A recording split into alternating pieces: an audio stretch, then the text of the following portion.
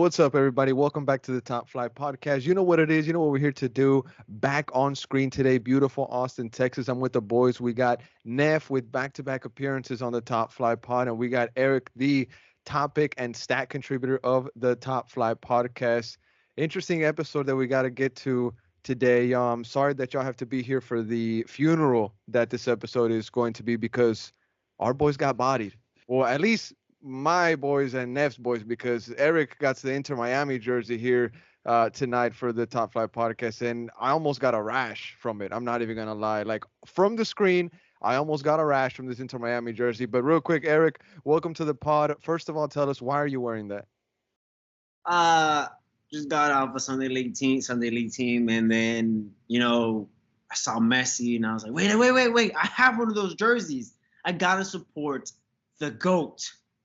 So I'm always repping the Inter Miami. I'm not a fan, but I gotta rep the real GOAT, not that rat Ronaldo. Whoa. Okay, Neff, that's a perfect way to bring you into the pod. I mean, I feel like he just sent shots at you with that phrase, with that quote there. But Neff, come back to, just breathe.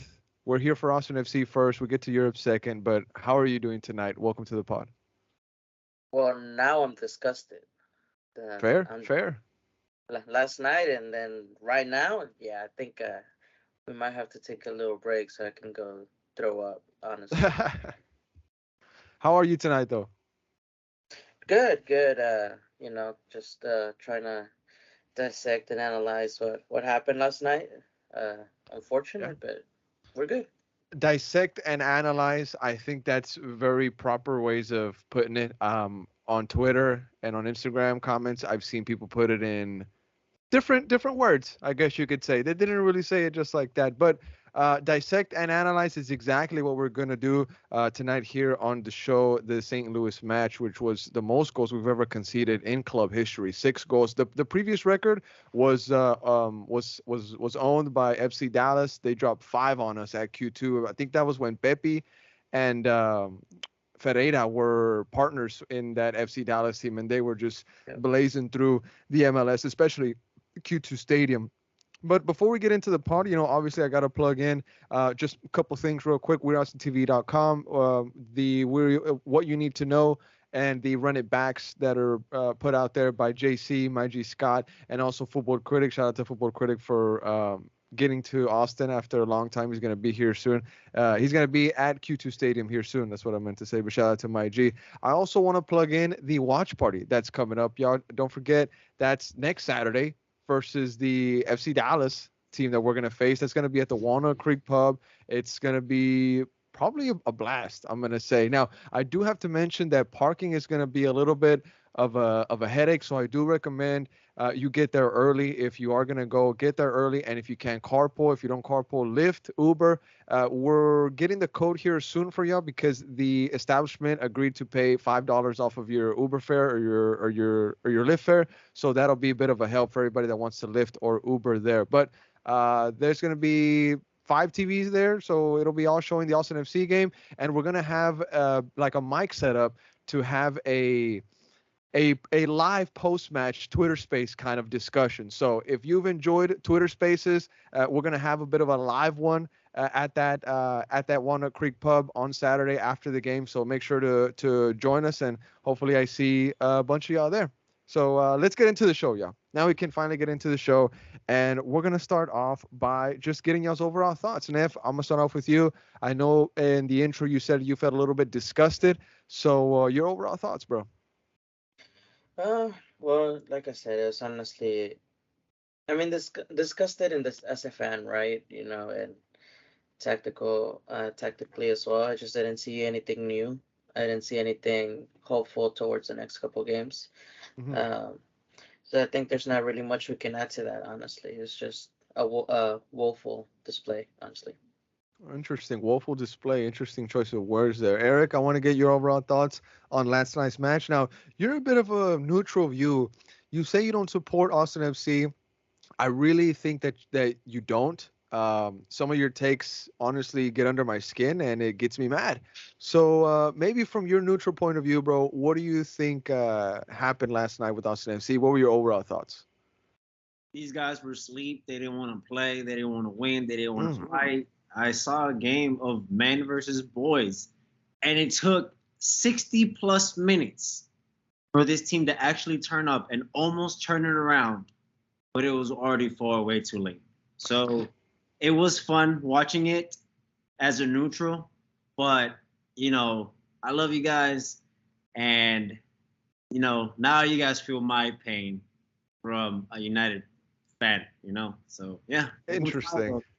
Interesting. You say that we feel your pain as a United fan. All right, we'll see. Interesting there. Now, Eric, real quick, one thing you said that before we get into the lineup discussion, you said that we almost kind of turned it around. There was a moment where Drusi gets a ball back from Bruin. Now, this didn't make it onto the highlights on YouTube, if that's where you're rewatching it, I guess. This one didn't make it onto those highlights. Bruin gives it back to Drusi, and Drusi, with space, with time around like the penalty spot, he just puts it over the bar. And you think to yourself, man, 2022 Drusi puts that into the back of the net like if he's eating a freaking apple pie, dude, or if he's drinking mate, whatever they do, right?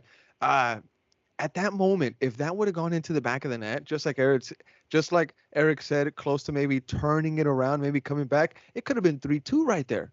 It could have been 3-2, and that's what was very frustrating because after that chance, St. Louis went down the field and they put it into the back of the net and made it 4-1. It was a freaking gut punch. And Will Bruin actually said, kind of that every goal that St. Louis scored after they, had some hope, it just felt like a bit of a gut punch.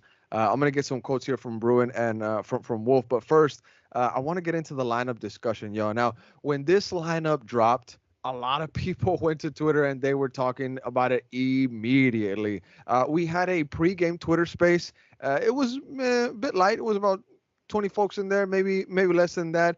But it was pretty good discussion. A lot of people were already raising their concern. There was people already tweeting out hashtag Wolf out. Some people were criticizing Memo over Rigoni. Some people here saying Memo over Fondry. So, Neff, I want to get your thoughts on the lineup when it dropped. What were you thinking? I mean, before we get into some names and how they kind of lined up, what was the first thing that went into your mind when you saw this lineup, bro? Well, my initial thoughts right away were Memo and Hedges. I didn't honestly think that Memo was gonna be going into the starting 11 right away, It just was a because. surprise. Yeah. Yeah, I mean, Wolf does not have a history of Yeah. bringing signings in right away, and then I guess Hedges shouldn't be too much of a surprise. Uh, just just so we can allow Ring back in the midfield, but I mean, we'll get to that as well later on. It's He went back to playing center back, so those are my two things really, and Wolf too. Wolf still in the starting 11. Yeah. That was somebody that was criticized a lot in this game, especially him starting again over Alex Ring because he is available on the bench. But we're gonna get into those players here in a bit. Eric, I want to get your thoughts real quick on really what was the first thing that came into your mind when you saw this lineup, because I saw that you were keeping up with the pregame Twitter space and also you have neutrally followed Austin FC enough to have a bit of a take on the players that are on the field and the players that are not on the field. So what were you thinking whenever you saw a name like Maxi on the field, bro? I saw rotation. I saw something that I would never imagine in a million years. A 4-4-2 after this 3-week break. Good point. It surprised me. It was maybe something can happen. Maybe something can work. There is an element that of surprise to the other team that St. Louis wasn't expecting. But at the end of the day, it just doesn't work. I just think that everything that they try, it's just not clicking. And see, you mentioned that 4-4-2, and it was criticized on the LDR Slack group that I'm in. Shout out to my boys from Los Del Rio Slack.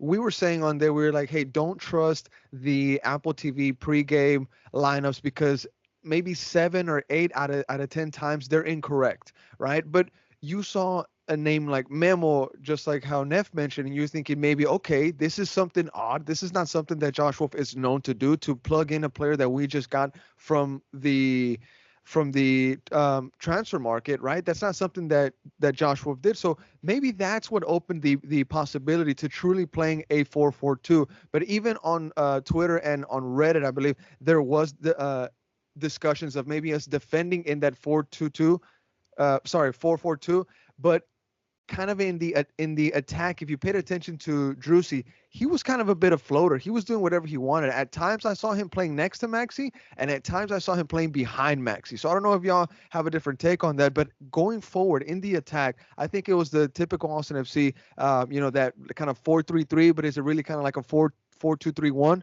You know what I'm saying, with that lone striker at the top, which was Maxi. But at times, like I said, I did see Sebastian Drusy playing right next to Maxi. Now, Maxi was another name that had a lot of people confused because you think of the recent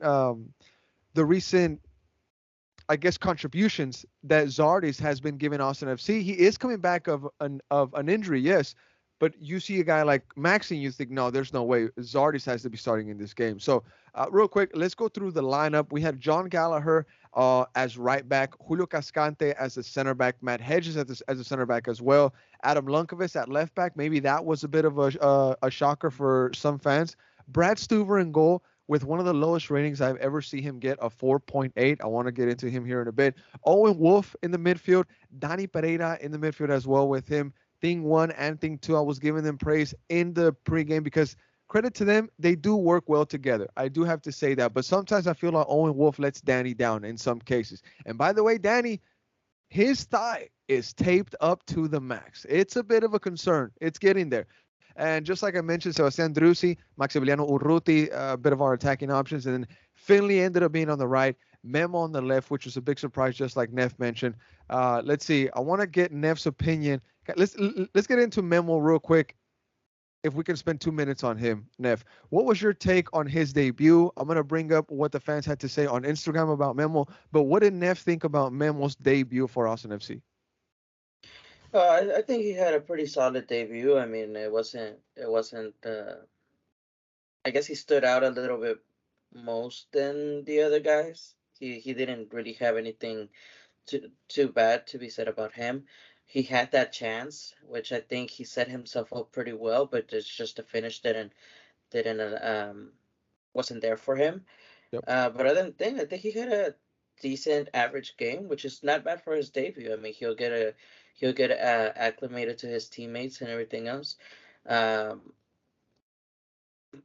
he might be able to give us some type of game contribution along with Drusy.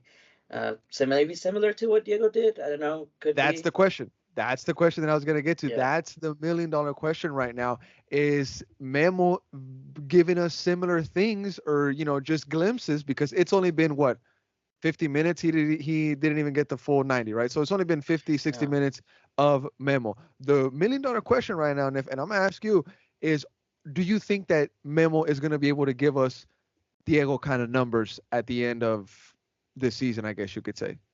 I don't know that he's gonna give us the numbers. I think he has definitely potential to give us on the field performances like him Yeah. for sure. Mhm. Uh, but the way that he was playing with more time in the team, this being his first game, I wouldn't be too surprised he gets 4 or 5 assists by the end of the season. I'm not going to lie. In that first half, I said on the space that we didn't have a best player in that first half, but Memo was very involved in the first 45 minutes. 100% he was. In the second half, he had that chance, just like you mentioned.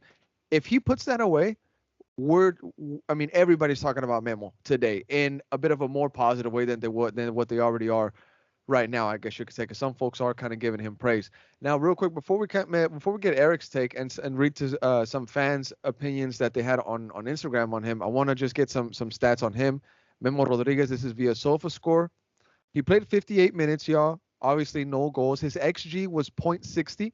No assists. Expected assist was 0.04. He had 25 touches, 70% pass accuracy. He was a bit sloppy on his passes. We do have to be clear on that. I think his decision making has to get better, but that could just be Whole team chalked was up though. to what's up? Sorry, but the whole team was pretty Oh, sloppy with 100%, passes. 100%, 100%, Yeah. 100%, 100%. But his decision making could get better. I did see some good link up with Drusi and Memo. So I'm curious to see if that kind of grows into something beautiful. Let's see, dribble attempts, 1 out of 1.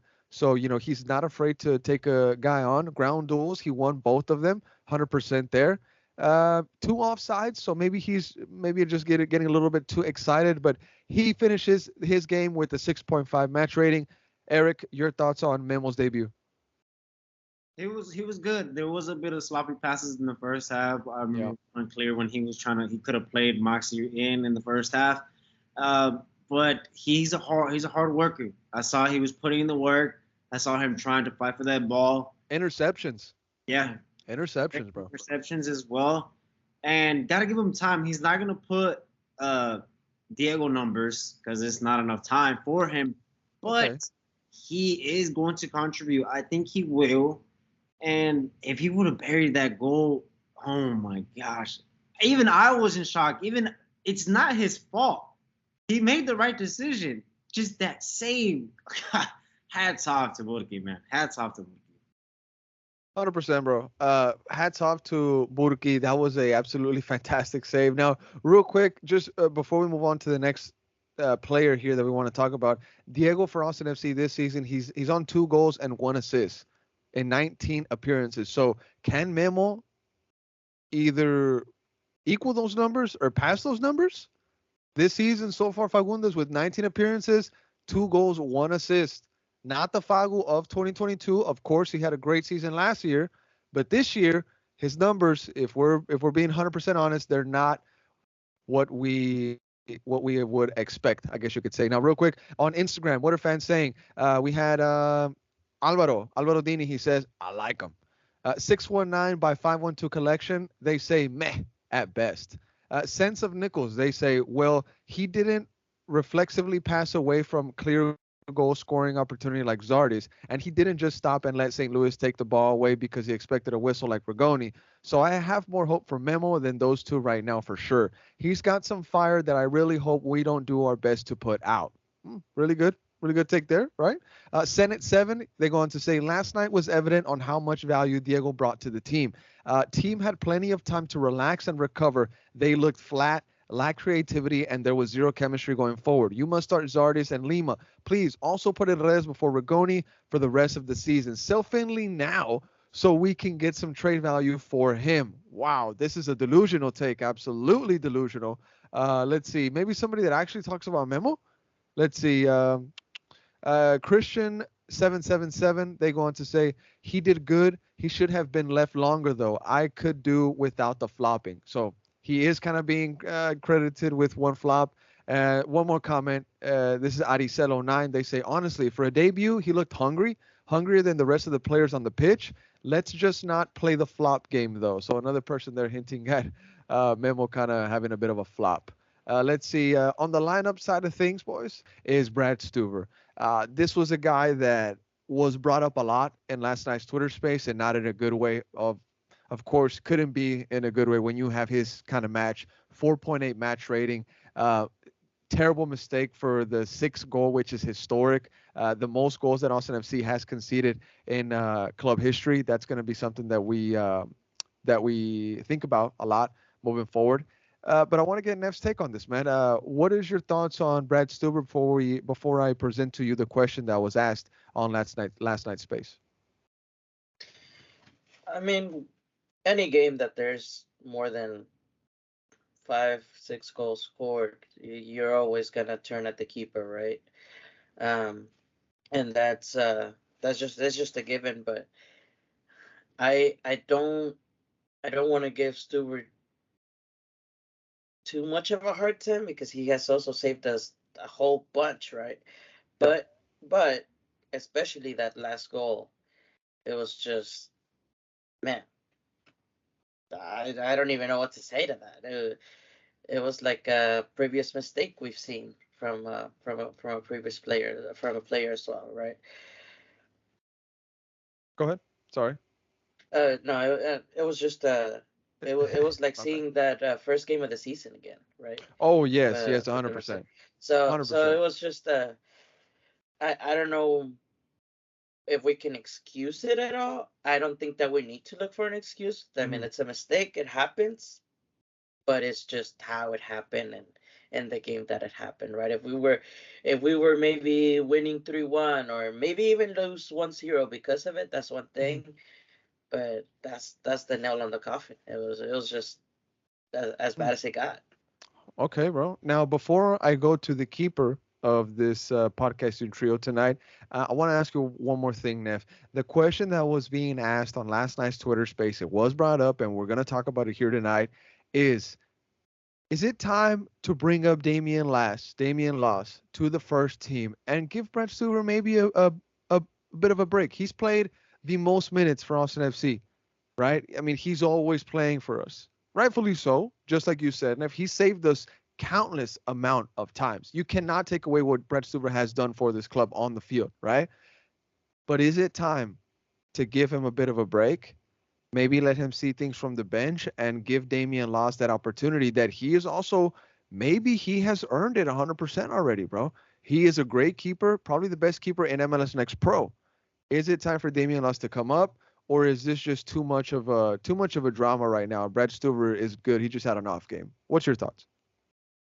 I think it's a little bit of a mix of everything, honestly. Okay, You can't have everything just black and white, right? So fair. just like Stewart had his mistakes last night, so was our defense. Our defense was really bad, almost Yeah, non-existent last night, right? yeah, So as a keeper, because I also played keeper in the past, I can tell you, you can be the best keeper in the world if you have two defenders that leave you by yourself true. against these players.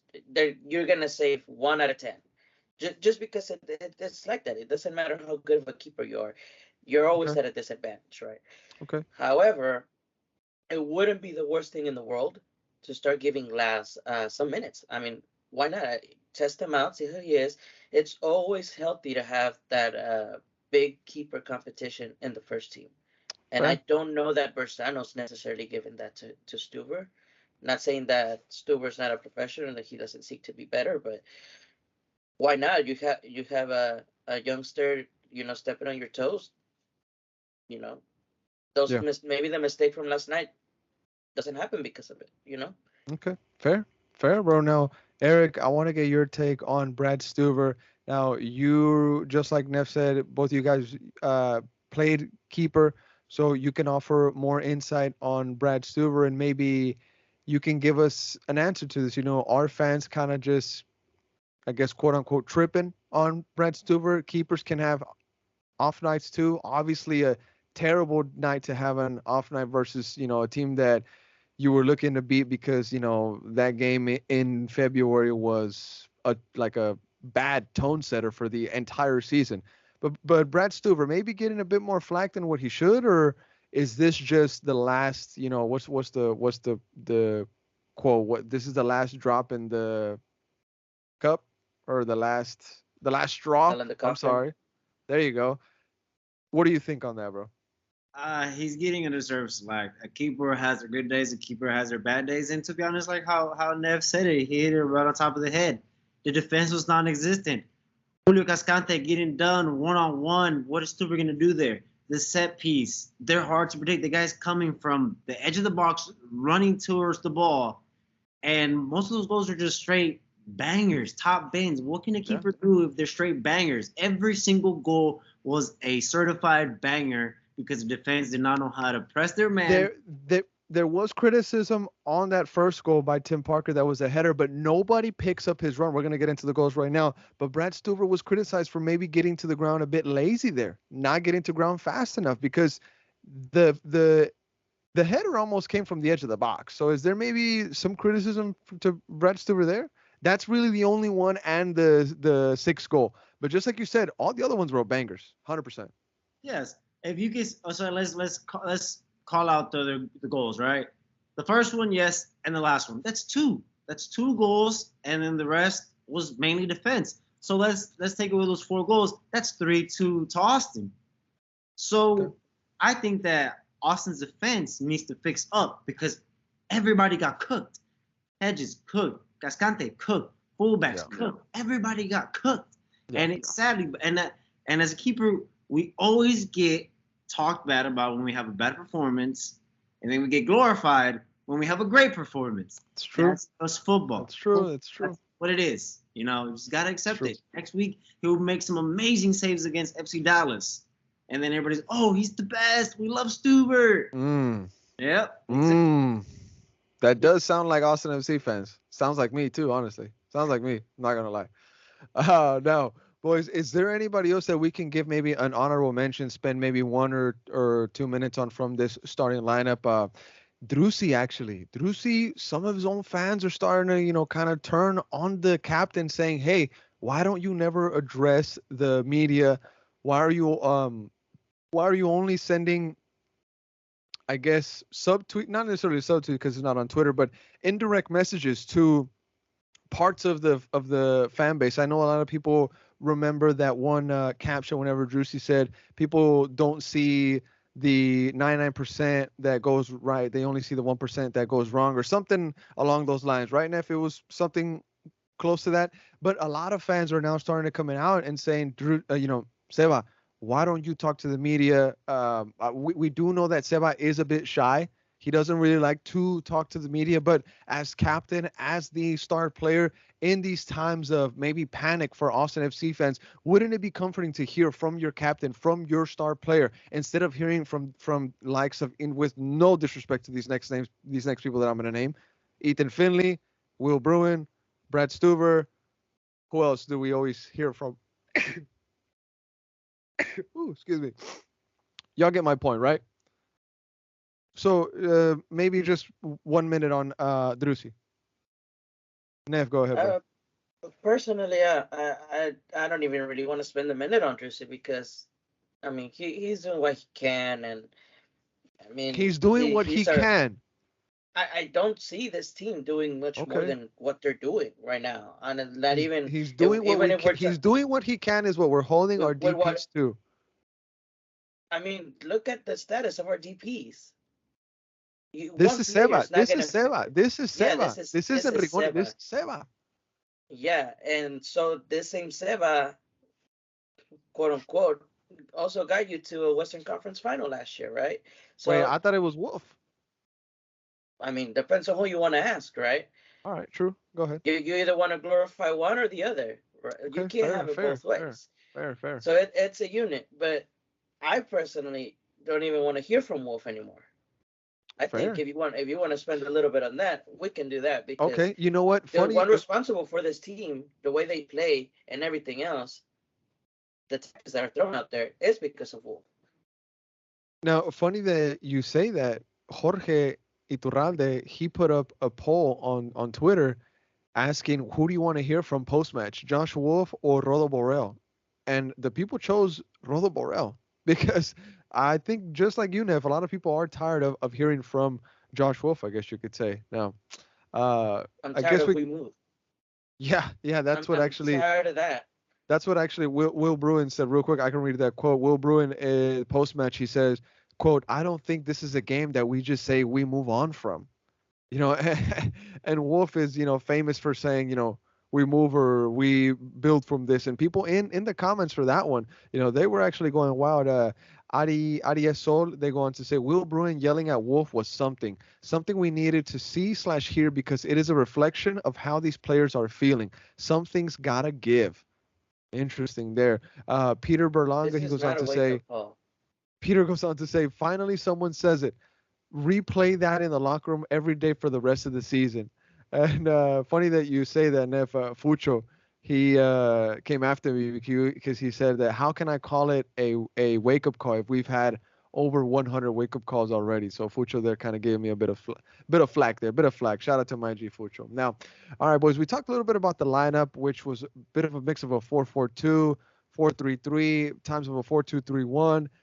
Bit of a mix there, but We got exposed at the end of the day. Now, I want to move on and talk a bit about the goals. I want to talk about a bit of the match highlights that went on for Austin FC. But before that, I got to touch up on these substitutions before I forget real quick. Will Bruin, he did come on for Maxi Urruti. Maxi Urruti, who was brought off for a concussion protocol. That's what Josh Wolf confirmed in the post-match press conference. Nick Lima came in for Adam Lunkovist, which really didn't matter because Nick Lima looked very lazy in that game. And this is somebody that I look for to have amazing performances, or at least athletic performances. Nick Lima. Emiliano Rigoni, who got a goal. We're going to get to his goal right now. He came on for Ethan Finley. Mind you, Ethan Finley, better than Messi. I'll say it any day of the week. Jazzy Zardis. He came on for Memo Rodriguez. Now, that was an interesting substitution because a lot of fans were wondering why bring on Bruin, right, for Maxi early on when Zardis was available, or was he not available and we rushed him onto the field? Interesting there. Another one, Alex Ring, who was available on the bench and still didn't start. Owen Wolf got the call over him, which was leaving a lot of people talking, a lot of people upset, just furious. A lot of people saying that we owe Alex Ring an apology for wasting his career in Austin FC, apparently. Yeah, harsh words there. Harsh words, I know. He came on for Matt Hedges at center back. At center back, still locked in that center back prison. And then Joan Valencia, he came on for Owen Wolf, who went to the bench at minute 80. Now, Neff, I saw you had a bit of a reaction real quick before we get into the highlights. Any take on Mr. Alex Ring? Uh, I think it's time for him to, you know, take his reins back. Honestly, I feel that I feel like Wolf has definitely given him some disrespect at this point in his career. Honestly, former captain, but more than anything, experienced, right? And whether last season he had mistakes and he wasn't our best, yeah, probably so. But right now we're talking about, did Owen take his spot or did Hedges take his spot in the starting lineup? And I think we're at a point where Owen should definitely not be taking his spot. It's just I think it's holding the team back a little bit. Okay. Okay. All right. All right. Now, boys, I want to get into the match highlights. We do have a lot of goals to go over, so we're gonna kind of go through this next segment as kind of like a rapid fire. Y'all get my vibe? Is that cool with y'all? Rapid fire?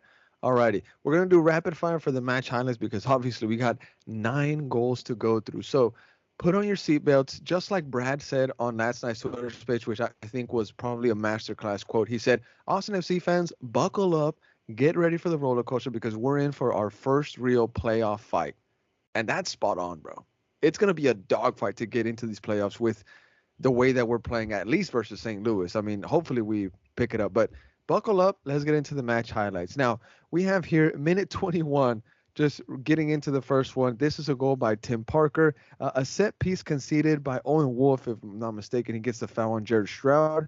It leads to a goal for Tim Parker. No one picks up his run, even though John Gallagher is clearly seeing pointing out, saying, "Hey, y'all gotta watch this guy that's running in." And if you if you just look at the simple highlights, and you just pause it right before the ball is crossed into the box, which is a pretty good ball, I'm not gonna lie.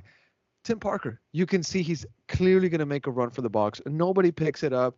We pay the price. Brad Stuver kind of gets caught moving on to the other side. Looks like he takes like a bit of a step to his right. The ball goes to his left. So Brad Stuver maybe got caught there, even at his own post. The header is really far out. I know a lot of people were calling Brad Stuver out, saying that he has to do better. Real quick, Neff, your thought on this goal? This is the second time he does that to us. So I don't know how this is any type of surprise. He did it for St. Louis' first ever goal. He did it again last night. So Okay. it shouldn't be a surprise. Gallagher side, like you said, it is what it is at this point. We're not good at defending, period. At the Let alone moment, set pieces. of the goal, my first thought was I was more disappointed with Matt Hedges, who I thought was supposed to be a solution for aerial duels. I mean, the guy is like almost damn 10 feet tall. You know what I'm saying? He looks like small child in this instance. He gets beaten in the air by Tim Parker, who's great in the air. I mean, I have him in my fantasy team with the North End pod. Not that that matters right now, right? But yeah, I was very disappointed with Mr. Matt Hedges in that. I thought he was going to do better in that. He gets beaten, doesn't pick up the run. He's not marking anybody really. Matt Hedges disappointed me on that one. Now I want to go on to the next one. Minute 36. This is a crossbar from St. Louis. Now, this guy, it was Lowe, if I'm not mistaken, Lowen, I think, or Lowe, something like that, if I'm not mistaken.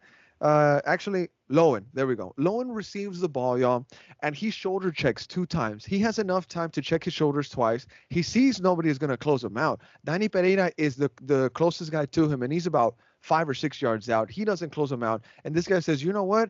I know I got a shot. I'm going to take this cannon. He rips it. It hits the crossbar. Stuber is just a freaking spectator to that shot because he just is left planted at his feet. But Eric, I want to get your take on this one. It's not a goal, but the shot was so beautiful. It made me think of Marco Asensio with Real Madrid, those kind of shots. It banks off that crossbar. Lucky for us, but your thoughts on this, bro? Spot on with the Marco Asensio. Spot on. I knew it. Spot on. But man, he get like how the commentators were telling it perfectly. He gave Stuber the eyes, like, I'm gonna cross it. Psych, got you. Yep. And he bangs it, and I was singing goal, but crossbar. Oh man, that is We got saved. literally goal of the whole MLS season. If that goes in, man, what a banger that was. The ball actually moved in the air too. It kept moving for Stuber. So it is what it is. Now moving on to the next one. This is minute 47. This is a goal for St. Louis. No more saving for us here. Now the ball is lost by Ethan Finley in the final third for Austin FC. He could have opened it up to John Gallagher. Sebastian Drusi was also calling for it. Danny Pereira was around him. There was options for Ethan Finley to get rid of the ball. He decides to go on a little, I guess, adventure, maybe do 1, 2, 3 dribbles. He loses the ball. Jared Stroud and I forget this guy. I think Lowen again. Lowen pings the ball into Cascante's back, and this guy impressed me, impressed Neff. We were talking about him before the pod. Giaucini, if I'm not mistaken, Giaucini. I mean, he completely burns Cascante, runs down the field. I'm watching the highlight right now. Just brings him to the inside, turns Cascante. Simple shot, goes off the post. Stuber ends up looking at Julio like, come on, bro, no help. Real quick, Neff, your thoughts on this? Oh, just to me, that's almost like a classic number 9. You know, just a classic number 9 finish, and just this guy. Can we trade for him? Can we do something about it? This is a guy that I would want. Okay, fair. With all that Diego money, put it there. I mean, let's do something about it. This guy's a player that I would want in my team. This guy was good. This wasn't the only moment that had us like, man, is this guy at any moment, can we like go for him? Because this was the first of many things he was gonna do tonight or last night versus Austin FC. So they get that goal.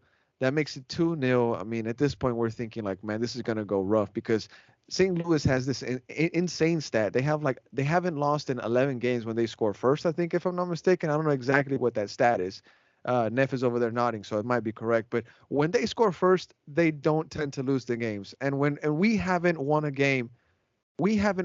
game this season coming from behind. Insane stat.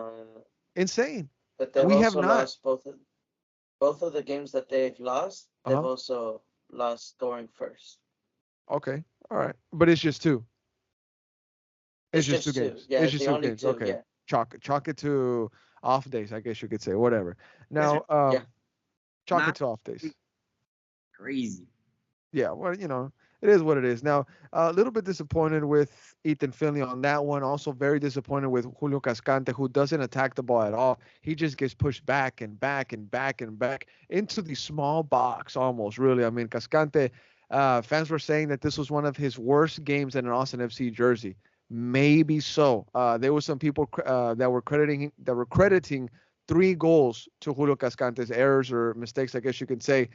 Maybe so, maybe 3. Maybe that's a bit harsh, but Cascante with an off night, just off night by Julio Cascante. And it pains me to say that because it's no secret, ever since year 1, he's been one of my favorite players for Austin FC. right? So it is what it is. Cascante just with an atrocious game. You got to be real about it. You got to be real 100% about it, you know? And this was a very, very bad game by Julio. Now, moving forward, this was a bit of a counterattack lob over the top. This was, what minute was this? We have minute here, minute 49. Now, again, Cascante, let me pause that video real quick. Park the bus real quick. Now, this is a ball that was lobbed up over the top, catches Austin FC on the counterattack. Now, Brad Stewart makes an amazing save, right? Brad Stewart makes an amazing save. We all saw it. And Julio Cascante, not only does he get beat on the first ball in, he gets beat on the rebound by the same young kid, Giaucini. And he's just giving Julio Cascante nightmares at this point. Eric, your thoughts on this goal? I mean, incredible save by Stuver. Really, we're not helping this guy out at all. He's making a great save, and we can't clear up the rebound. Go ahead, Eric.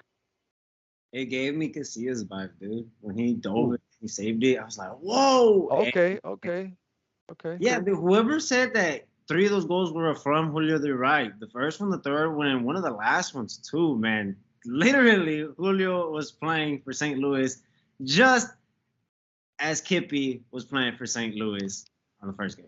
I think it's just some kind of mojo stuff or some voodoo stuff, man. I mean, it's just like a mental thing versus St. Louis where we just have the worst mistakes. Now, I want to send a shout out to Scott because in the what you need to know of St. Louis, he said that if we can just take care of our mistakes, we can probably get a result against the St. Louis team.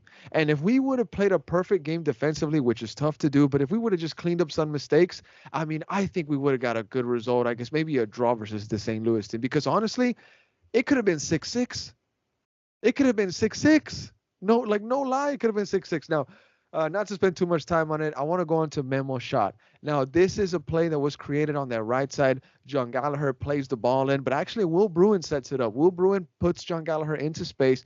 Gallagher sends it over to Memo, who still has work to do because he has to take care of the St. Louis defender that's marking him. With the touch that he takes, though, he pings it. He just lobs it over the St. Louis defender, kind of creates space for him. The ball is in the air. He knows there's only one thing to do, and it's just rifle it.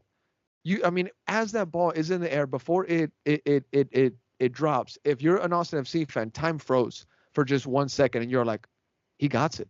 This is a goal. Memo is really gonna get a goal on his debut. It's in. It's in. But he rifles it, and we forgot one thing. Burki was in goal. Burki was in goal for St. Louis, and he had a game. This save by Burki at point blank range versus Memo set the tone for the rest of the match, I think. I mean, we knew this guy was going to go off. It was going to be tough to score versus this guy. We got three on him. That's something, right? But real quick, Neff, your thoughts on the Memo miss or the Burki save? Is it more of a But miss yeah, or I a would. save? No, it's a save, dude. It's a no brainer. It's got Memo had was so unlucky that it was Roman Burki in that goal. Okay. He any other MLS keeper would not have saved that. 100%. Stu saves it on a good Not day. last night.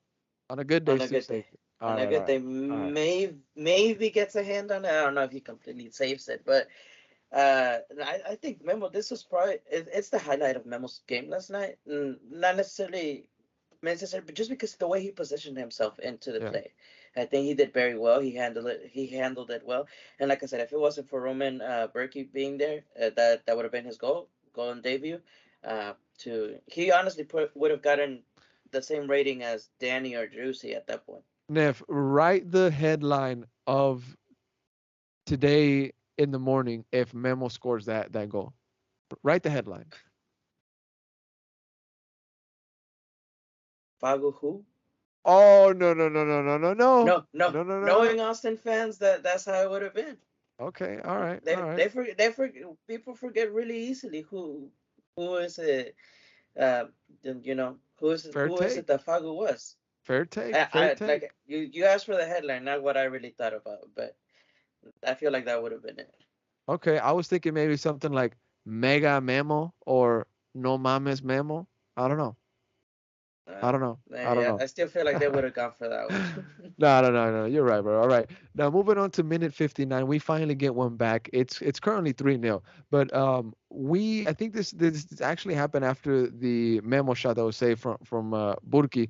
The ball comes in from a corner kick. It's lingering in the box. St. Louis player goes to ground to try to slide tackle it out the way, but he catches Drusy, who I think Drusy knew what he was doing. He was looking for some kind of contact. He gets caught it, he gets caught in it.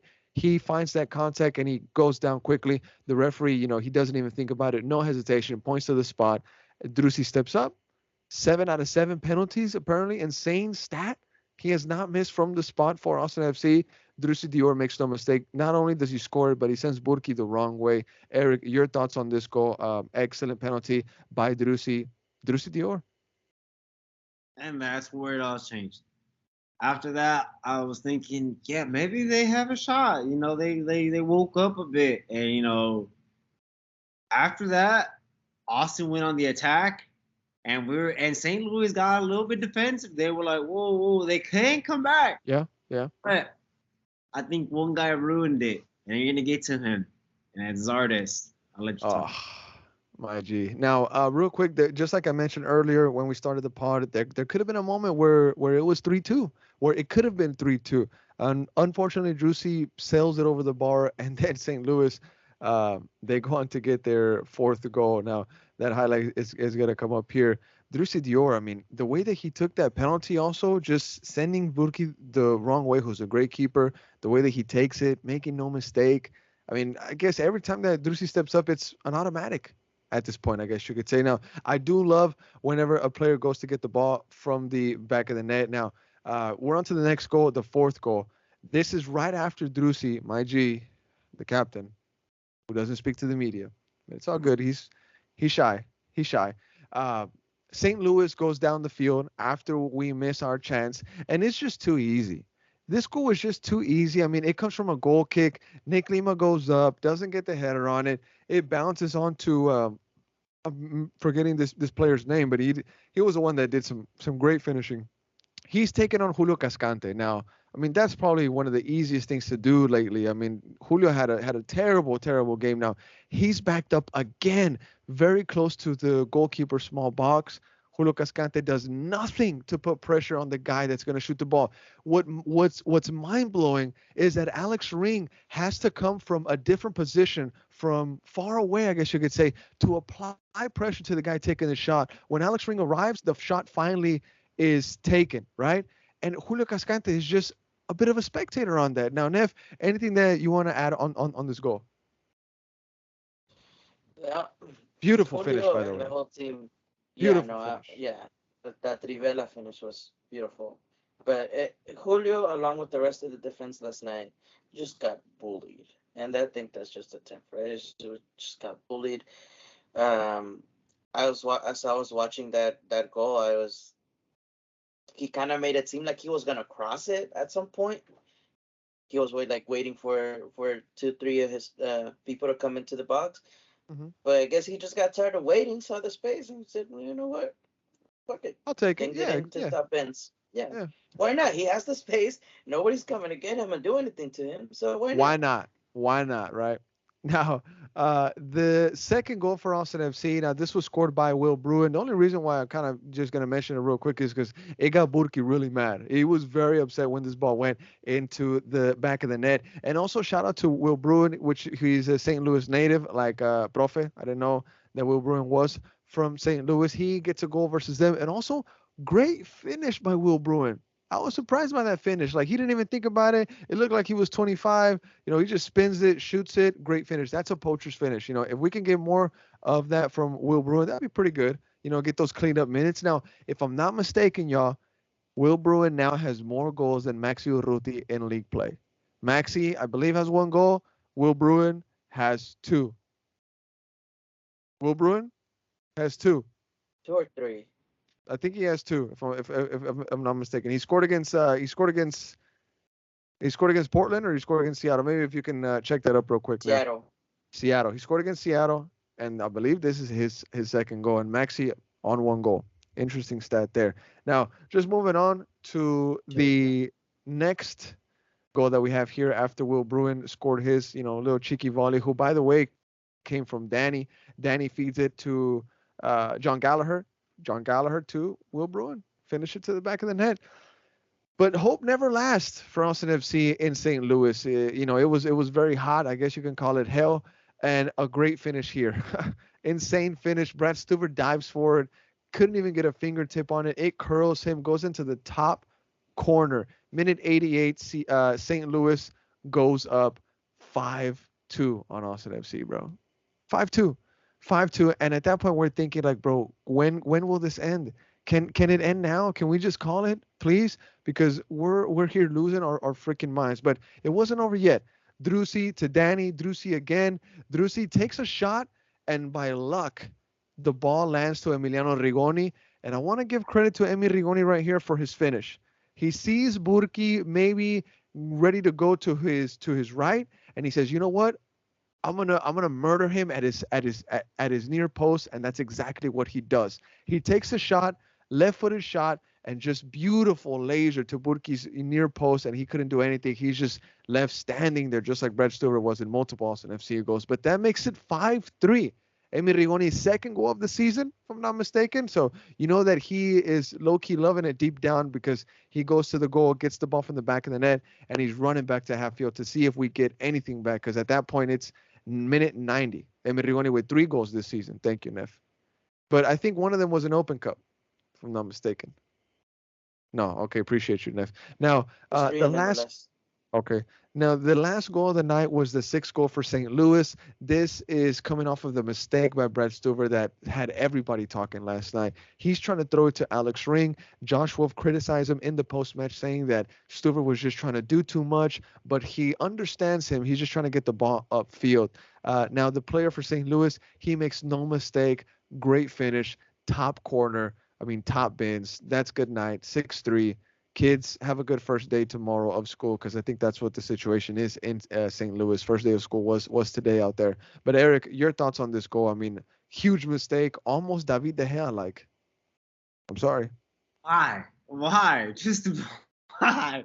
Okay, Whoops. cool.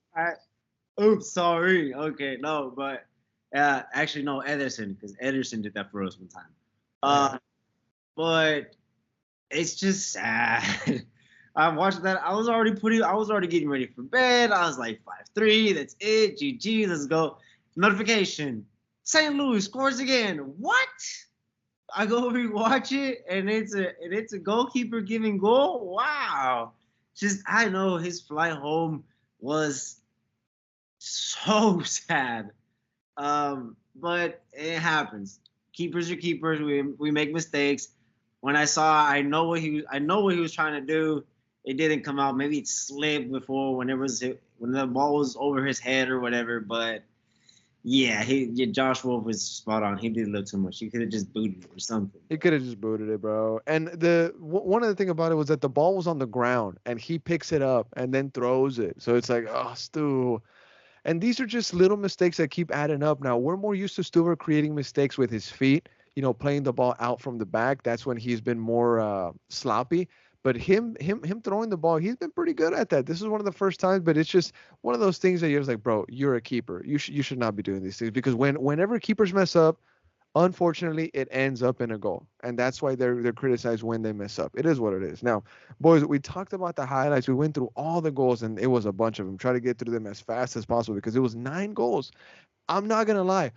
When I was tweeting yesterday from the We Austin TV account, keeping up with the game, I got so tired of tweeting Goal St. Louis, Goal St. Louis, Goal St. Louis, Goal St. Louis, Goal St. Louis, Goal St. Louis.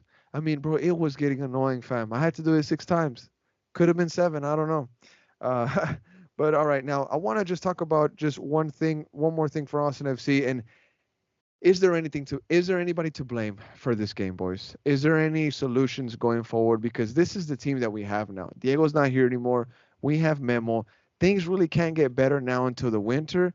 I mean, right? We have to wait until the winter market because this is who we're gonna have unless we change coaches. I'm not sure. I know that there's a lot of conversation, Portland Timbers today, right now, a couple maybe 1 hour ago, they just fired their head coach Savarese. So very interesting to see if Josh Wolf gets the same treatment. I highly doubt it, but we'll see. Now, the fans more than ever are Wolf out, but is it all of Josh Wolf's fault? There was some sloppy defending. Some players really look sleepy, but Josh Wolf, where he is getting criticism, is the same tactics, the same substitutions, just the same ideas, and no real changes, no plan B, no plan C. If plan A fails, we're done. And that's what fans are very critical of Josh Wolf, and I guess you could say fed up. They're done with it, and every time that Austin FC loses as of late, I just see more and more Wolf out, more and more Wolf out. Now we were fifth place. With this loss, we dropped to seventh. That's very important to note. So it's very interesting to see where Austin FC is going to land. Now, earlier today, we saw a tweet from, I think it was MLS Aces, if I'm not mistaken, on Twitter. I got to get that name right. It was MLS something, big account for MLS News. But they had a list of 5 coaches that were on the hot seat.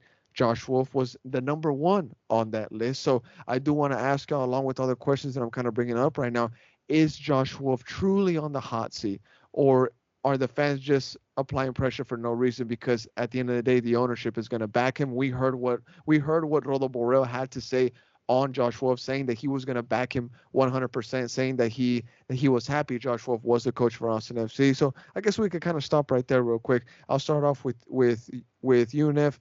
Is Josh Wolf really in the hot seat, bro? And is there anybody to truly blame for this loss? Because also one more thing on the space, I think it was Imani that had brought it up. She went on to say how there's multiple things going on with Austin FC. It's not just one thing. I think Phoenix brought it up also. Phoenix was the one that said it, if I'm not mistaken. Firing Josh Wolf is not going to fix all of our problems. So maybe you can add that to your take. Go ahead, Nev. No, I absolutely agree with that. That Austin right now is a club in shambles, and then there is not one thing that's going to change it.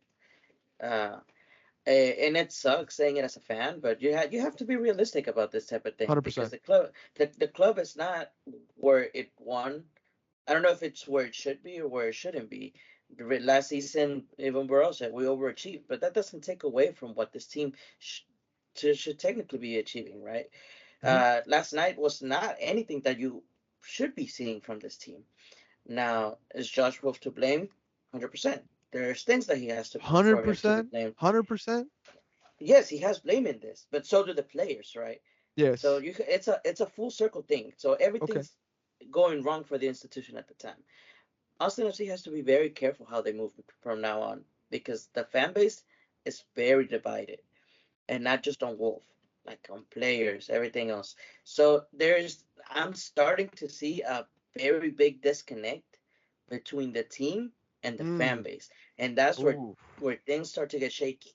Now, the team being so new is also it also kind of gives you that flip of the coin where there's always going to be new people coming in. I was like, yeah, but you kind of want to, you know, Nev. how much new people are Nev. really going to be coming in Nev, with that Nev, stuff. Nev, Nev, Nev. Are you telling me that if Austin FC doesn't better their results, we're headed for a Houston Dynamo FC Dallas situation? Empty Well, stadium? I shouldn't even have to tell you that. I'm asking though. I'm I shouldn't asking have to you. tell you that. That is, yes, absolutely. And if this team keeps going, not Wow. just with the results, but with the way the club has been acting towards the fan base, because I'll tell you this right now, I've seen a lot of people, and I'm not talking about 10, 15, no, I'm talking about 20, 50. There's guarantee you there's thousands of people out there upset that instead of Wolf or Borrell coming out and, not even necessarily an apology, but an explanation and, a statement to the fans, the club is out here just promoting random things, right? Just come out with a new T-shirt right after a 6-3 loss, type of thing. Now those It's might be it's program T-shirt worthy, of the month. It's T-shirt of the month. That shirt would have came out if we would have won 5-0. and that's fine. But you have to be sensible about that type of stuff, right? You don't want to be sending, Read the you room don't want type to be stuff. sending. Read the room, right? That's kind of the stuff that you're Yeah, saying. Don't send the wrong message. Don't send the wrong yeah, signal. because what does that tell you as a fan if the game from last night is getting disregarded? Okay. All I Okay. see is a Good graphic points. Good points. 6-3. Okay. Good points. Good points. I mean, I'm not gonna discredit anything that you just said because I do see that disconnection from the team and the fan base now more than ever. Now, I'm not trying to promote it or anything like that. I'm just No, reporting here what I see. You know what I'm saying? And what I hear. I mean, I think you could say me more than anybody talks to the fan base. I mean, I do fan reactions. I do Twitter Spaces, Top Flight Podcast. Fans talk. Not only do fans talk, I got a message from a player agent today, a player's agent slid into the DMs and expressed a bit of concerns. So people like to talk. I guess I'm just gonna say that. Now I want to go into one of the next kind of questions, talking points here for this last bit of segment for the Austin FC talk. Who is the savior for Austin FC? Is it Leo Väisänen? Is it Leo Väisänen? Because we still have one more card. Leo Väisänen, he could be back here very soon. Now this is what Josh Wolf had to say. Leo is on the field. He's training. This was his first 3 or 4 days with us this last week training. So we're hopeful another good week of training can put him in a place. I'm not sure if he makes it for the Dallas game. He's been out 14 weeks. So, Eric, I'm going to start off with you, and then I'm going to get Neff State because he looks very upset that I even brought this up. But is Lil Väisänen maybe a bit of a savior, or could be a savior for Austin FC defensively? Maybe. So you're gonna rely on one defender to fix every defensive problem. He's gonna go and defend on the wing on both fullback positions and on the center and it helps Julio. No. It's a wrap, bro. It's a wrap. Just let it be. It is what it is. Defensively, horrifying. I am repping Bali so much right now. Get this virus of a coach out of your club. Virus Of a coach. Because Romo has even said it. This is what I've been telling you. A one-hit wonder season, and now reality has hit, and it's time to get humbled. And you're getting humbled. And these guys, Josh Wolf's taking all the credit for last year, and now look at him in the mud. Austin FC is a Chelsea FC. Whoa, Neff. What's on the Did you hear field? that? Look what's on the field. Class we players. don't have money, mate. You guys don't have money. You guys are the Chelsea FC without the money. All right, hey boys. The class players, but what's on the pitch? What's on the pitch? It doesn't show. Except for Dan Penny, you're great. You do amazing. You are the rock. And Drusy, you're a crybaby, bro. Be a captain. Show your face. Show your face to the media how fans deserve a captain to be. If Ronaldo gets the badge, he goes to the fans. Messi, he still goes and talks to the freaking cameras. Seba, wake up, mate. Oof. And you know what? I'm not gonna lie. I've seen a little bit of disconnect as of late with Drusy and some of his die-hard fans. I mean, Seba has to give a little bit more to his fans. Seba has to. I mean, I don't want. I'm not trying to badmouth this guy. I mean, this guy's a great player for us or whatever. But I had people off record tell me that at the meet and greet event that they didn't like the way that he was conducting himself, I guess. I mean, it could have been just like a hot day. He could have been having a rough day or whatever, maybe on a personal level. But when you're with the fans, you want to give them the best face. You know, you want to give them the best energy, the best vibes, even if you got to fake it, I guess, bro. But I heard some things that he wasn't having the best of times, but it is what it is. Drusy, wake up, bro. This fan base is just waiting to just eat up whatever you put out to the field, bro. And lately, it's just been lacking. It's just been lacking on that. Let's see. Sorry. Would you say it to whenever Bali attacked him as a man? You're right. Yeah. Man, he may be an amazing man. Exactly. You can't go after him on a personal level. You know, you can only talk about this guy on the sporting level. Yes. Right? Correct. He has to fix it up a little bit. 100%. Because sometimes those two things intertwine, especially when you're a big star athlete. You gotta be doing those kind of things. You gotta be doing those PR events and stuff like that. Like, just super quick. Danny Pereira, the new face of Austin FC, and people were shocked when I said that now that Diego is gone, is Danny Pereira the new face of Austin FC? And ever since that statement, Danny Pereira has been promoting everything Austin FC. Every new jersey, every new shirt, even in the new commercial with John Gallagher, it's Danny Pereira. This kid is the new face of Austin FC, whether you like it or not. You know what I'm saying? The Chileno one. Yeah. Rightfully so.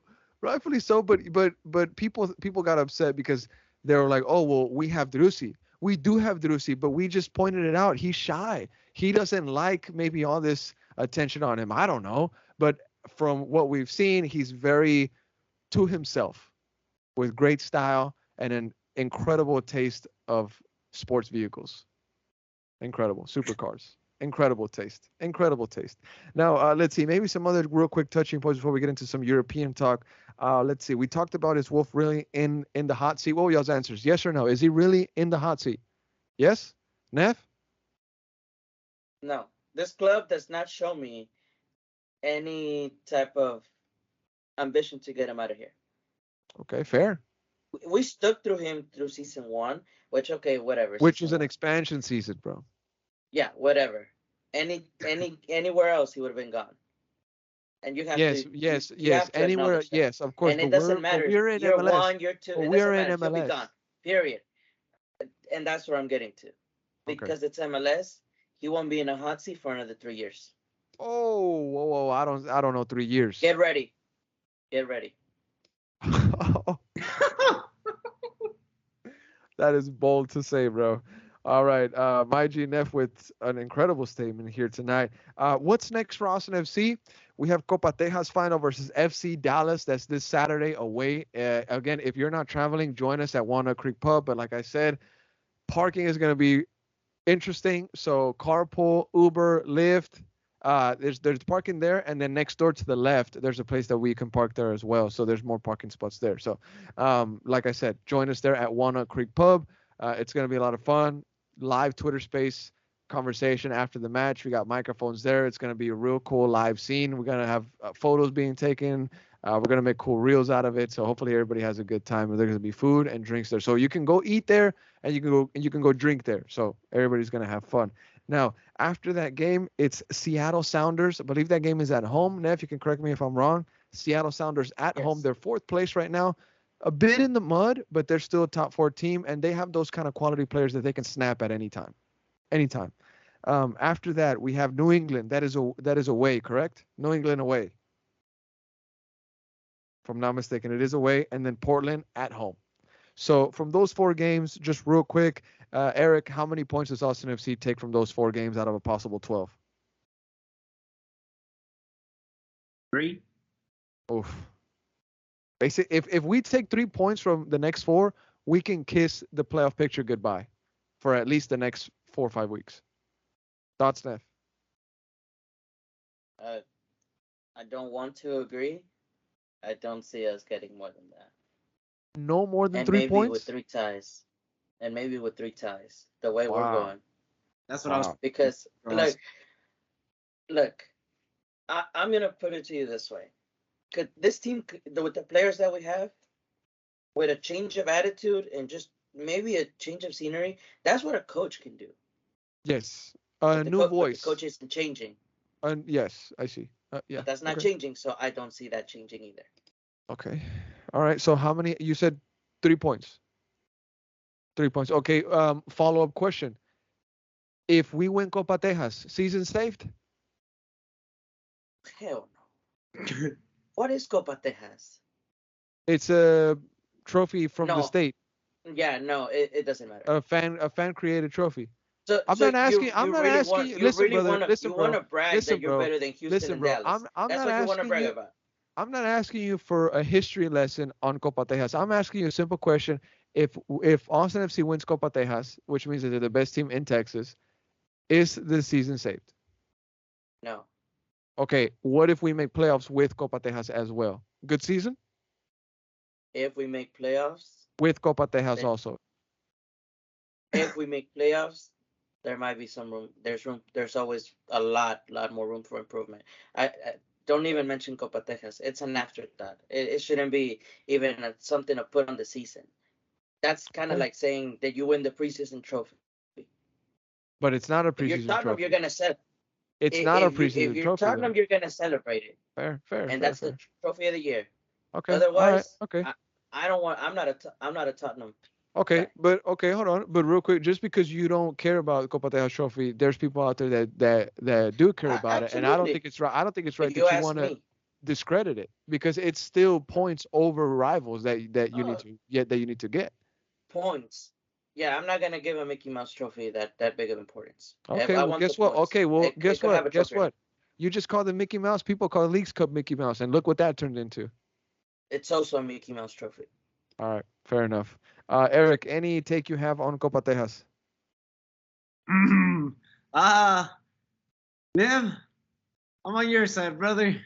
Whose?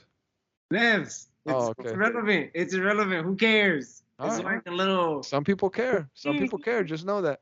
Here's your participation trophy that you win, and then you're like, okay. It's funny. You know what? It's actually really funny because a lot of people that are saying all these things about Copa Tejas now, last season, when they had to celebrate it in that parking lot, oh, I remember the tweets. I remember everything. I remember everything. And now it's actually funny. Now, oh, I don't care about Copa Tejas. But last season, different story. But You I'm just gonna, I'm just gonna keep that to myself.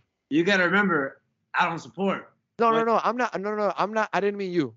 I didn't mean you. yeah, My but fault. My fault. I didn't mean you. I meant like other Austin FC fans. as a neutral, he's right. It's a Mickey Mouse Cup.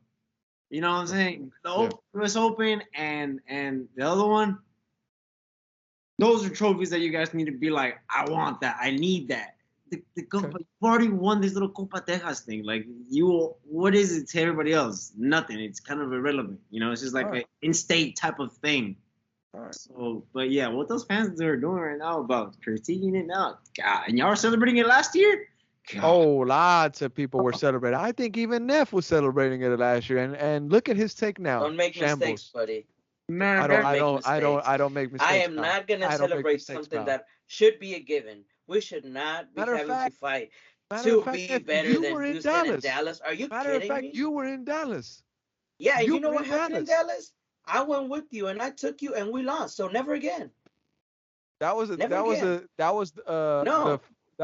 first Copa Tejas, no? That was the first Copa Tejas. And that's the only one I've been to. Okay, that's the only one I've been to. Never again. All right. Fun times.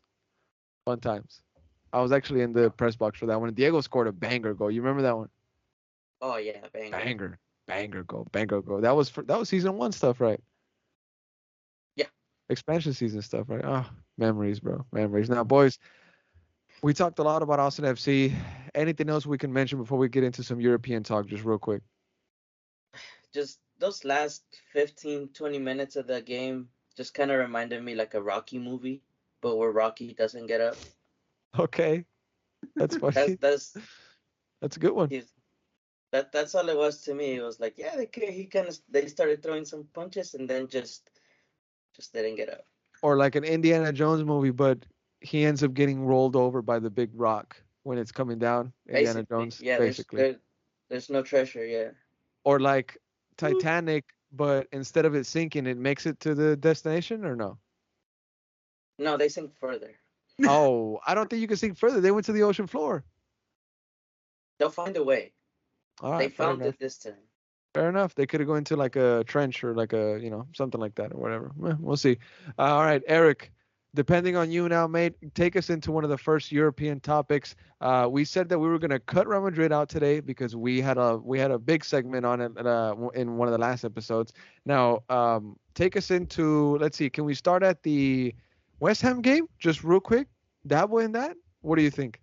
No. Take us to Manchester.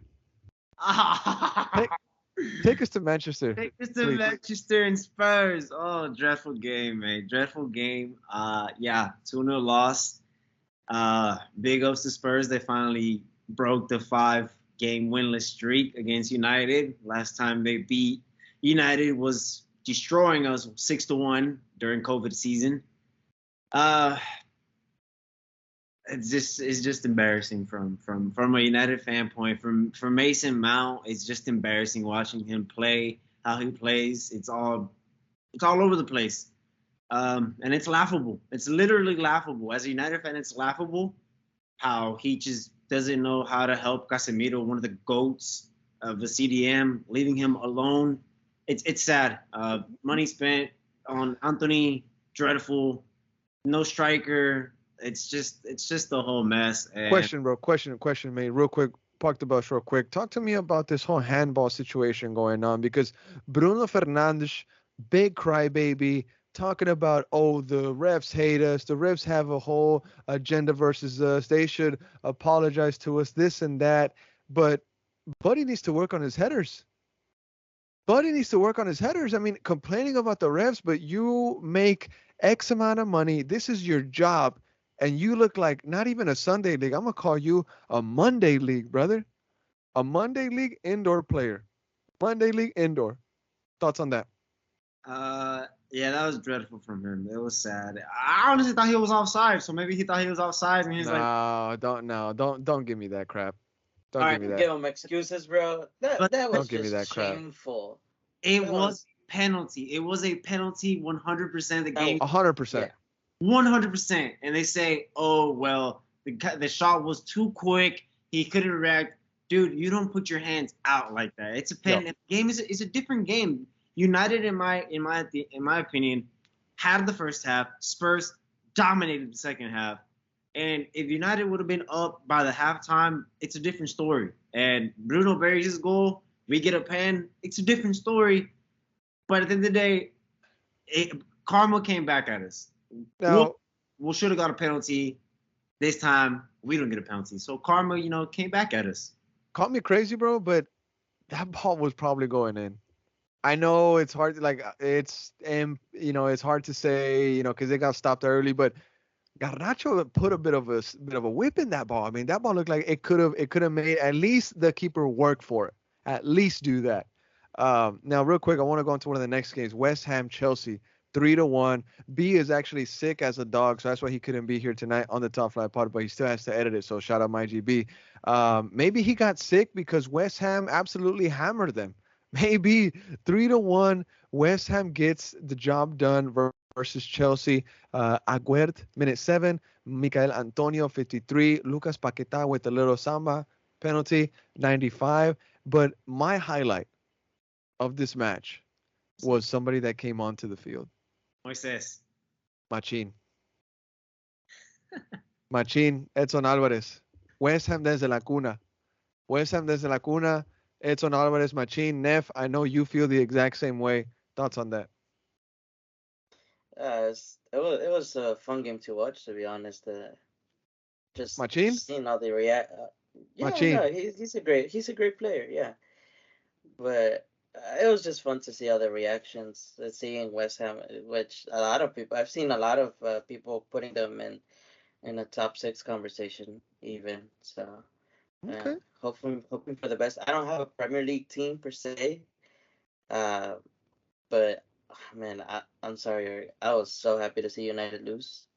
Ooh, So happy. harsh. For the greatest team in England, take the hate. Harsh. That's fine. It's still great to see you guys lose. And yeah, seeing Chelsea, man, you would have thought they would have at least had some pride, honestly. Oh, for sure. Now, real quick, some results around the league. Nottingham Forest, they beat Sheffield United 2-1. Luton Town versus Burnley, that game was postponed. Liverpool beat Bournemouth 3-1, even though Liverpool picked up a red card. Wolves 1, Brighton 4. Brighton, first place, bro. Mitoma? Oh my. Baller. Mitoma, bro. Real Madrid, coño. Yeah, we need someone on the right. Hey, maybe we can get Ethan Finley. Oh. Y'all Yeah, think I'm this is playing where- too. this is where- Y'all think I'm playing too. Your mic, please shut that. All right. It's Hey, about show time. show some respect, Ethan Finley. All right. Brighton To 4-1 Ethan, versus to Wolves. Ethan, all the respect in the world. To you, my boy, Wow. not with that. Wow. Come on, Incredible man. scenes. Brentford beat Fulham 3-0. Another red card for that game. Fulham gets that one. Tottenham 2-0 versus Man United. We just talked about that game. City beats Newcastle, my team in the EPL this season, the Magpies. They lose versus City 1-0. Aston Villa 4-0 versus Everton. Like we said, West Ham chops down Chelsea 3-1. And Arsenal today with a red card still, they beat Crystal Palace 1-0. So, real quick, some standings in the EPL. I know it's very early, but we got top 4 race. Brighton in first with 6 points. City in second with 6 points. Arsenal with 6 points as well. Brentford with 4. Liverpool in 5th place with 4. Tottenham in sixth with 4, West Ham with 4 as well, and then we get to eighth place Newcastle with 3 points. Relegation zone, we got Everton in bottom last with 0, Wolves 19th place with 0, and Burnley with 0 points as well. So, real quick, Where's Chelsea? Chelsea is they're in 15th. They Okay. got they got 1 point. They got 1 point. Now, real quick, boys, touch up on Jude. Shout out to Jude. I don't want to spend a lot of time on Real Madrid. Just Jude Bellingham. He gets a goal in this game, and he is absolutely no. He got two. He got a brace. He got a brace. Thank you, Neff. He got a brace. The last 2 games, he has 3 goals. Two Three and games, two. three Yeah. goals, 3-2. You love to see it, Neff. Any words, any thoughts on Jude Bellingham? Man, just like I said last time, man's the real deal, and I'm just so happy to be able to see him in a Madrid jersey. Yeah. It's good.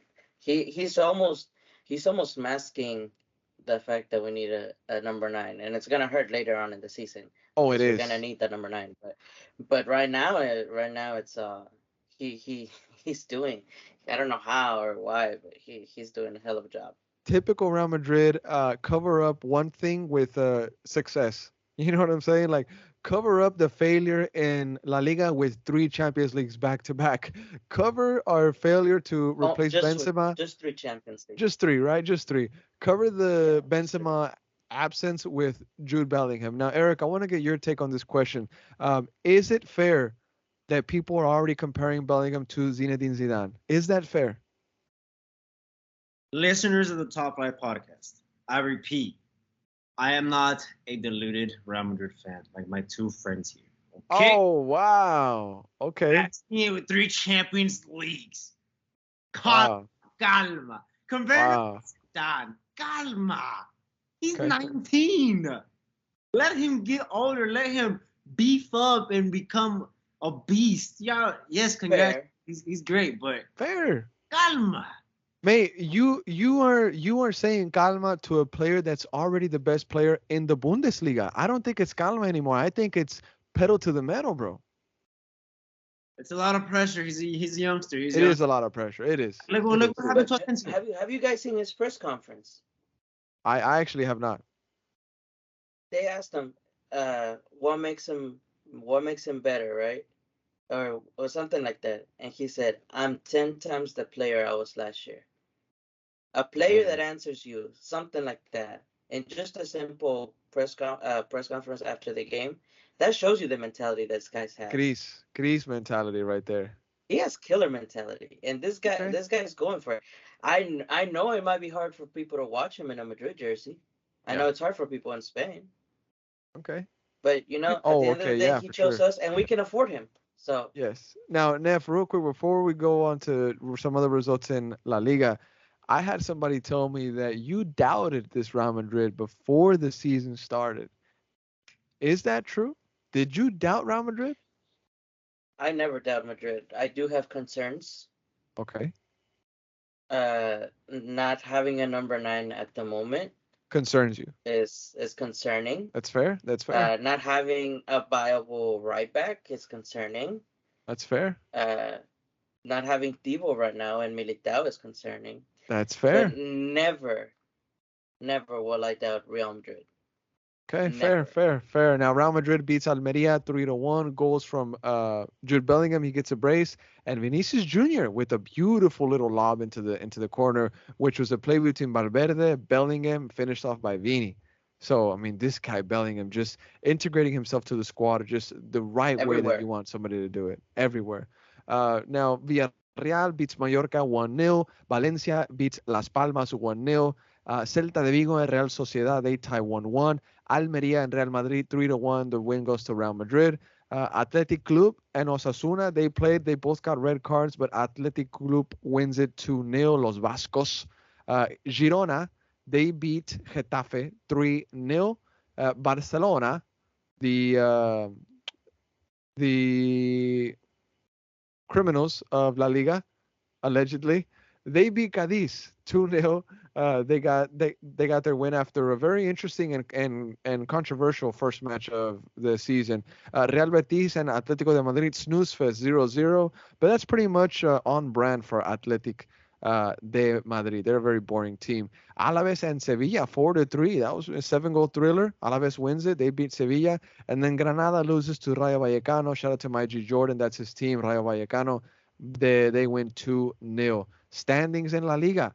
Surprise, surprise. Madrid is first place with 6. Rayo Vallecano in second with 6 as well. Let's see how long they can hold on to that. Valencia third place with 6 points. You know they love being there right now. Valencia has been in the mud the past couple of seasons. So them being there early on, yeah, them being there early on, you know that they love it. And then Girona City Group team, they're in fourth place with 4 points. And then Atletico de Madrid and Barcelona in European positions, obviously very early on, but we're just pointing it out. 4 points, fifth and sixth place in La Liga. Any surprises, Eric? Anything? Surprised, yeah. I mean, surprised that we're doing so well without a number 9. But who knows how long that's gonna last. And without our keeper, we have Kepa as our keeper. Big worry there, you know. But like I told you before the season started, I don't see Madrid winning La Liga this year. Especially worse with the injuries that we got. It's a big blow. Come on. Okay. Vini's not. I don't know what's happening to Vinny right now. Maybe the fame is getting to his head. He doesn't look like last year's. It's been a bit of a drop off. It's been a bit of a drop off. But okay, Neff, I take it back. Neff is not the doubter. The doubt is coming from Eric here in the Top Flight podcast for Real Madrid. I see us winning this league. I don't know. Now, just real quick, winning it would be a crime. Okay. Before we end the pod, want to close it out with some Serie A talk just real quick. They had their first match today. Napoli, they win 3-1 against Frosinone. Verona beats Empoli 1-0. Fiorentina beats Genoa 4-1. Inter beats Monza 2-0. Roma, they tie against Salernitana 2-2. Sassuolo, they lose to Atalanta 2-0. Lecce beats Lazio 2-1. La Juve, they beat Udinese 3-0. And then Milan, they beat Bologna 2-0. Torino and Cagliari, they tied 0-0. Now, the Milan and Bologna game, very important because Captain America, Pulisic, got to go. Minute 21, Pulisic gets to go. You know that the USA fans are celebrating it. Mr. PR, Mr. McDonald's, Mr. Hershey's, Mr. America, Christian Pulisic, getting that goal for the Serie A. Now, before we close out tonight's space, also just a bit of a shout to the FCito team. They tied their match against, the Vancouver team. They tied in regular time, but in the PKs, they ended up losing. Damian lost. He gets a save in the PKs, but ultimately at the end, Vancouver gets the extra point. Shout out to them, though. They're still in a playoff position. They're one of the best teams in the West. Not worried about them. Very interested to see what 2 players are going to come up to the first team. We already saw CJ Fodry. He's yet to get those minutes that we want him to get, but Pinot impressing a lot. Pinot is impressing a lot, and there's been rumors that he's been impressing Rodo Borrell as well. Rodo Borrell has been taking he has been taking note of some good players in this FCito team. So I don't know how long it's going to take, but Rodo is paying attention, and Pinot is on his list. So on that note, we'll close out the Top Flight podcast, and we'll see you soon, everybody. Watch party coming up at Walnut Creek Pub. Details coming this week. We will be released to the public, and hopefully we'll see y'all there. Boys, anything you want to close out with? Go ahead. No. I just want to say I'm happy for Isco. Isco, 2 back-to-back man of the matches with Betis. One of my favorite players. Love to see that for him.